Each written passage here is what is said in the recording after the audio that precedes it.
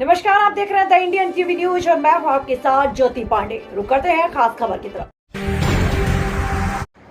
पंचायत समिति की साधारण सभा की बैठक में जनप्रतिनिधियों ने उठाए कई मुद्दे। शाहपुरा पंचायत समिति सभागार में गुरुवार को विधायक मनीष यादव के मुख्य अतिथि एवं प्रधान मंजू शर्मा की अध्यक्षता में साधारण सभा की बैठक का आयोजन हुआ। विधायक यादव का साफा और माल्यार्पण कर अभिनंदन किया गया। गत बैठक की कार्यवाही का अनुमोदन किया गया। बैठक में पेयजल समस्याओं को लेकर जनप्रतिनिधियों ने अवगत कराया। इस पर विधायक ने कहा, शाहपुरा क्षेत्र में पेयजल की गंभीर समस्या है। जल जीवन मिशन का एक भी कार्य पूर्ण नहीं होना गंभीर विषय है। गर्मी का मौसम देखते हुए जलदाय विभाग अभी से पेयजल व्यवस्था को लेकर अभी से तैयारी करने के लिए निर्देश दिए। प्रधान मंजू शर्मा ने देवन से निवाड़ा तक बनाई जा रही MDR सड़क के कार्य को पूर्ण करने, ग्राम पंचायतों को बंदरों के आतंक से मुक्ति दिलाने का प्रस्ताव रखा।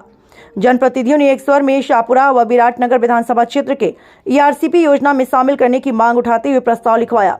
विधायक यादव ने कहा, सभी ग्राम पंचायतों में बिना भेदभाव के कार्य करवाए जाएं। अधिकारी जनप्रतिनिधियों की बात को गंभीरता से लें, अन्यथा आपको विरोध का सामना करना पड़ सकता है।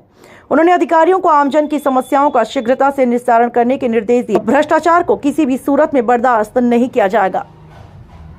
जो कांग्रेस की सरकार थी, पिछली हमारी सरकार, उसमें क्योंकि जवाब मैंने विधानसभा शुरू पहले सत्र से पहले ही प्रश्न लग जाता है, तो मेरे पास जवाब आया था कि ERCP में शाहपुरा को शामिल नहीं किया गया है। DPR में शाहपुरा में 8 बांध बताए गए मेरे प्रश्न के जवाब में, जिसमें 4 बांध जल संसाधन जो हमारा डिपार्टमेंट है वाटर रिसोर्स उसमें आते हैं और 4 बांध आते हैं हमारे पंचायत राज विभाग के अंतर्गत। मैंने ये भी प्रश्न लगाया कि आने वाले समय में क्या आप ये विचार करते हैं कि इन बांधों को जोड़ेंगे, तो उसमें भी यह आया कि अभी हम आने वाले समय में इस सरकार का जवाब यह आया कि हम ये विचार नहीं रखते कि हम आपके बांधों को जोड़ेंगे। अभी जो बांध जोड़ने वाले हैं मानवर, सवाई माधोपुर और कुछ जगह के जोड़ने वाले थे। इसके बाद मैं मुद्दा उठाए, अब आने वाले समय में लोकसभा के चुनाव है और चुनाव के समय में चर्चाएं खूब हो रही है, यमुना का पानी, ERCP का पानी।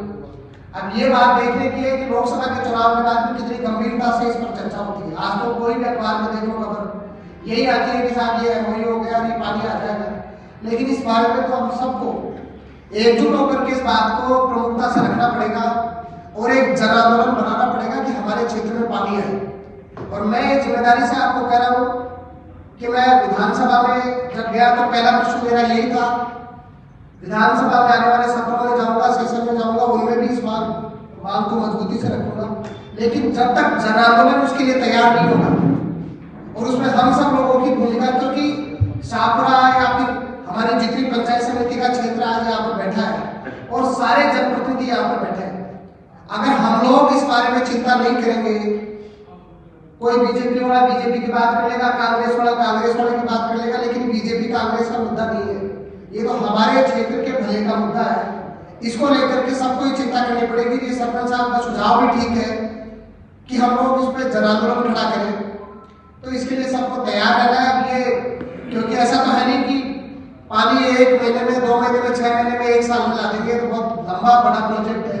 लेकिन यमुना के विषय में भी ये बात ने कही कि जो यमुना का पानी जो चूरू, सीकर और झुंझुनू को देना, चाहे पेयजल ये देंगे, वो सिंचाई लगा करके वहां पर बैठे रहेंगे। और आप लोगों को समझना पड़ेगा कि जनप्रतिनिधि बहुत महत्वपूर्ण कड़ी है लोकतंत्र की। आप लोगों को और दोनों का समन्वय होगा, हम दोनों का समन्वय होगा, तब जाकर के हमारे सबके काम होंगे, हमारे क्षेत्र का विकास होगा। ना मैं किसी व्यक्ति से पूर्वाग्रह से ग्रसित हूं, ना शायद किसी और जो कुर्सी पर बैठा उसको होना चाहिए, लेकिन हमारी सबकी प्राथमिकता है कि भ्रष्टाचार पर जीरो टॉलरेंस हो। पंचायत समिति बदनाम नहीं हो, पंचायत समिति में कोई अधिकारी बदनाम नहीं हो कि फला आदमी इतना ये मांगता है। और ये बात सही है, ऐसी शिकायतें कई बार मेरे पास भी आती है। चीजें चल रही हैं, सही तरीके से चले, बिना किसी वजह। मेरा भी स्वभाव नहीं है, मैंने भी 3 महीने हो गए और 3 महीने में पहली बार तो एक दिन आया था प्रधान जी कमरे में, शायद कोई मीटिंग किया कैसी थी, उस दिन आया था, उसके बाद आ गया। ना मुझे इस प्रकार का शौक है, ना किसी जनप्रतिनिधि को होना चाहिए कि हमको दिखाने के लिए कुछ करना है। हमारा दायित्व जनता के प्रति है, ग्राम पंचायत के सरपंच का उस ग्राम पंचायत के प्रति है, मेरा मेरे क्षेत्र की जनता के प्रति है, प्रधान जी का पंचायत समिति के पूरे उसके प्रति है।